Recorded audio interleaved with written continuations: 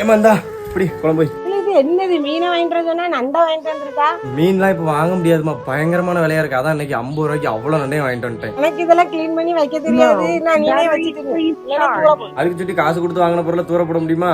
உனக்கும் சேர்த்து இன்னைக்கு சூப்பரா ஒரு நண்டு கறி நான் வச்சு தரேன். ஒரு சிகப்பு கலர் நண்டா எடுத்து நண்டுக்கு பின்னாடி உள்ள தோட முதல்ல உடைச்சு எடுத்துட்டு உள்ள இருக்கிற அழுக்குகளையும் கிளீன் பண்ணிட்டு நண்டோட கை காலெல்லாம் தனியா உடைச்சு எடுத்து வச்சுக்கிட்டோம். அப்புறம் எனக்கு ஒரு டவுட், நண்டுக்கு பின்னாடி இருக்கிற இந்த நண்டோட முட்டையை சாப்பிடலாமா கூடாதுன்னு கமெண்ட் பண்ணிருங்க. தோட உடைச்சு கிளீன் பண்ணி எடுத்த நண்டை தண்ணியில நல்லா வாஷ் பண்ணி தனியா எடுத்து வச்சுட்டு ஒரு கடாயில சின்ன வெங்காயம் பூண்டு பச்சை மிளகாய் எல்லாம் போட்டு நல்லா பச்சை வாடை போற அளவுக்கு வதக்கிட்டு மிக்சியில போட்டு கொஞ்சமா சோம்பையும் போட்டு ஆட் பண்ணிக்கிட்டேன். துருவி எடுத்த தேங்காவையுமே அது கூட போட்டு நல்லா பேஸ்ட் மாதிரி அரைச்சி தனியா எடுத்து வச்சுட்டு ஒரு கடாயில கொஞ்சமா ஆயில் விட்டு கடுகு பொடிஞ்சதும் வெங்காயம் கருவேப்பிலை தக்காளி எல்லாம் போட்டு நல்லா வதங்கினதும் அரைச்சி வச்ச தேங்காய் பேஸ்ட்டையும் உள்ள ஆட் பண்ணி தேவைக்கேற்ற அளவுக்கு தண்ணியும் ஊத்திட்டு கொஞ்சமா கல்லுப்பையும் போட்டு நல்லா கொதிச்சதும் நண்டுகளையுமே உள்ள ஆட் பண்ணிக்கிட்டேன். ஒரு 20 நிமிஷம் மூடி வச்சு ஓபன் பண்ணா சூப்பரான நண்டு கிரேவி ரெடி ஆயிரும். கொஞ்சமா ஒயிட் ரைஸோட எங்க அம்மாவுக்கு தேவையான அளவுக்கு ஒரு 3 நண்டை எடுத்து வச்சு கொண்டு போய் கொடுத்தேன்.